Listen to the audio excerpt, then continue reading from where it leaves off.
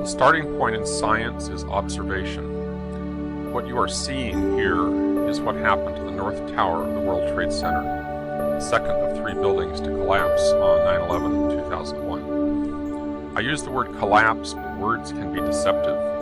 What do you really see happening here? There's a tremendous amount of falling debris, but under the canopy of debris, do you see the rapid sequence of explosive ejections of material? Some of the jets have been clocked at over 100 miles per hour. I will call them explosions because it's hard to find other words that describe what we are seeing here. The explosions are not isolated and few. They are continuous and widespread. They move progressively down the faces of the building, keeping pace with the falling debris. Perhaps you can imagine a natural cause, but I can't. Notice that the explosions are occurring on multiple floors at once, over a wide zone, not in a floor-by-floor sequence that might be explained by pancaking collapse. Notice there are explosions far below the point of collapse. Some are isolated and focused. These are often referred to as squibs and are commonly seen in controlled demolitions. However, this is not a standard controlled demolition. The building is being progressively destroyed from the top down by waves of explosions, creating a huge debris field. The destruction is in waves, not just in one wave.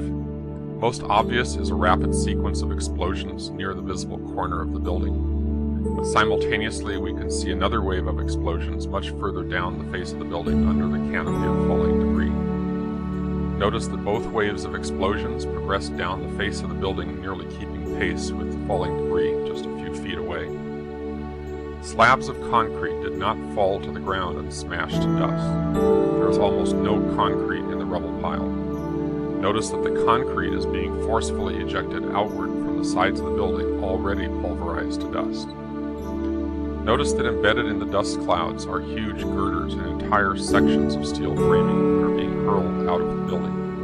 The horizontal speed of some of the girders has been clocked at over 70 miles per hour. Some of these girders impale themselves in the sides of neighboring buildings. Some landed as much as 2 football fields away from the base of the tower. What could hurl heavy girders with such force and give them such speed? Some people have suggested that the weight of the tower crushing down on the girders caused them to flex, and they sprung sideways by a spring action. But we are not seeing isolated jumping girders. We are seeing a major fraction of the mass of the building: steel, concrete, office furniture, and the remains of human beings.